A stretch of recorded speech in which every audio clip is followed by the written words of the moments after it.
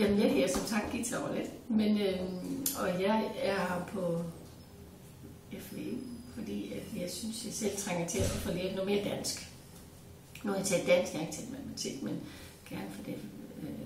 Fordi når jeg skal skrive ansøgninger, så synes jeg, det haltede lidt. Det er faktisk meget vigtigt i dag.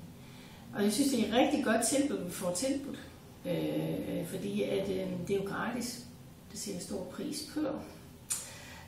Og så kommer vi ind, og der er faktisk blanding af mange typer mennesker, folk, hvad man kalder det. Og det kan jeg godt lide. Så er der grupperinger inde i det, og det gør, at man kan være matematiker, man kan være, jeg ved ikke om du kører engelsk, men det, eller sådan noget der, men det kunne det være.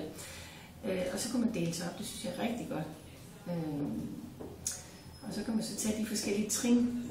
Det synes jeg også er godt, fordi man har jo også chancen for at kan snakke med de andre om, kan du lide det, hvis nu lægerne ikke lige er der, eller har travlt med noget andet. Og det synes jeg er rigtig godt.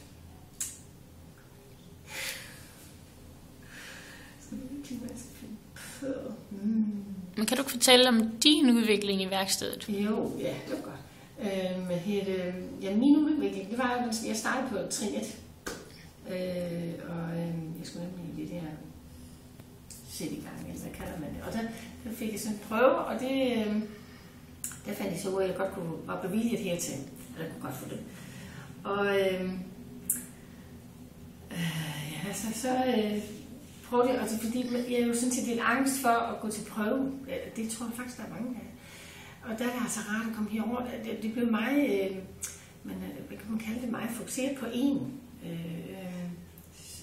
Hvor man lærer det mere sådan, hvor du ikke sidder i pres med 20 mennesker på en gang. Der får du lært at arbejde med tingene og får lov til ligesom at have den tid, som du kan have i skoler, vil jeg sige andre steder. Og så slapper man mere af, og det gør, at så turde jeg tage trinprøve 1 og trinprøve 2, og nu på indtil længe skal jeg have trin 3. Det synes jeg er stærkt gået af mig, synes jeg selv. Jeg kan nå så langt, og det er faktisk over lidt længere forløb, fordi jeg har været lidt væk. Men det gør ikke noget, man kan komme tilbage og lære, kan huske os. Det synes jeg er en god ting.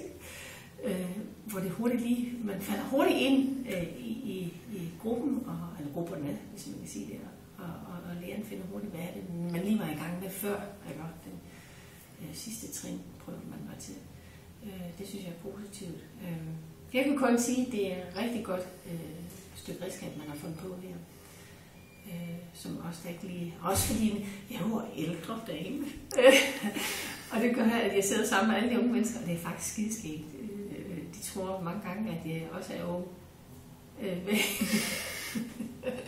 Men det er jo egentlig bare med at være med på deres sjove måde at være på. Eller? Det synes jeg er skægt. Det kan man lære af.